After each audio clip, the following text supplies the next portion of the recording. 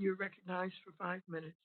Thank you, Madam Chair, and to Secretary Mnuchin and Chairman Powell, I want to thank you all for your very decisive and aggressive actions that you all have taken from the outset of this pandemic. I think both the Fed and Treasury, through the emergency lending and with the tools that we've given you through the Exchange Stabilization Fund, have really made a difference in making a bad situation a lot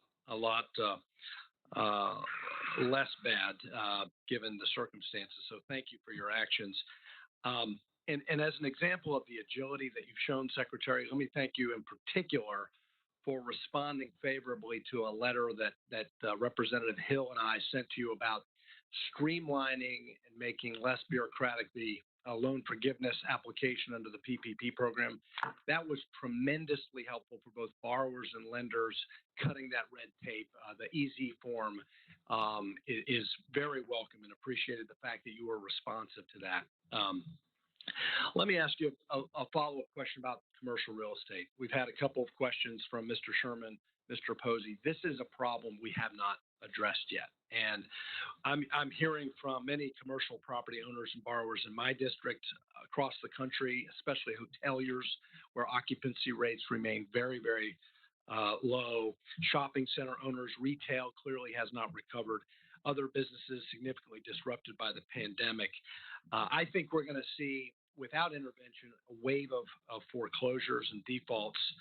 And Secretary, you did identify the problem with the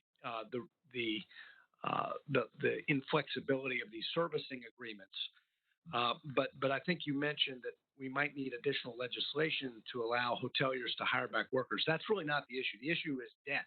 They can't service their debt because they don't have revenue. They don't have. So my question is, you both of you all recently received a letter from me, Congressman Taylor, Congressman Heck, Congressman Lawson, plus over 100 of our colleagues urging the Fed and Treasury to establish a facility to assist commercial real estate borrowers, especially those with CMBS loans. Secretary, you testified that you have $250 billion remaining in the ESF. To both of you, does the Fed currently have the authority to establish such a facility? And do you feel that market conditions in commercial real estate warrant action by the Fed and Treasury?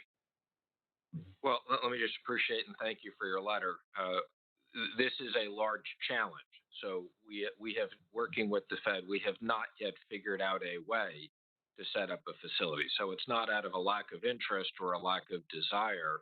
There are structural problems. And let me just add, in many of these cases, these companies don't need more debt. They need support. So one of the things we will want to look at in the next CARES Act, as I said, is additional support for these hardest hit industries. As the chair has said, there's a difference between lending and spending. Right. Chairman? I just would echo, and I've got your letter right here. I've been very focused on this, and you said it in your comments, and it's in the letter. More debt may not be the answer here.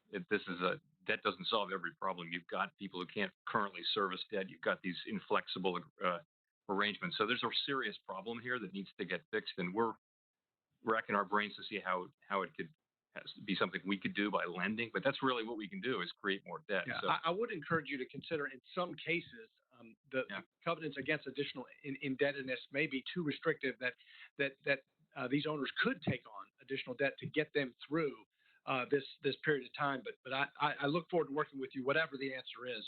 Real quick on Main Street, Chairman Powell, I have heard from a number of lenders and business owners who've indicated that the terms of Main Street may discourage borrowers from applying and lenders from participating. Some lenders have welcomed the changes made recently by the Fed, but many are still far from enthusiastic about participating. What has been the response thus far from the lender community, and how is the Fed going to encourage lender participation given the hesitations? We've had a lot of interest. We do webinars, we do outreach, and as I mentioned earlier, we've had something like 300, a little more than 300 now, I think, turn up.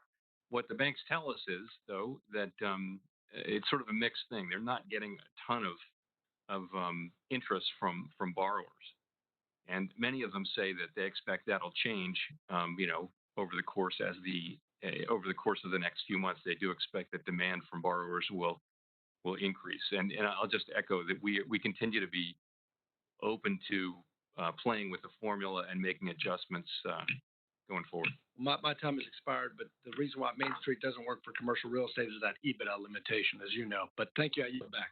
Thank you very much. And Mr. Powell, the issue of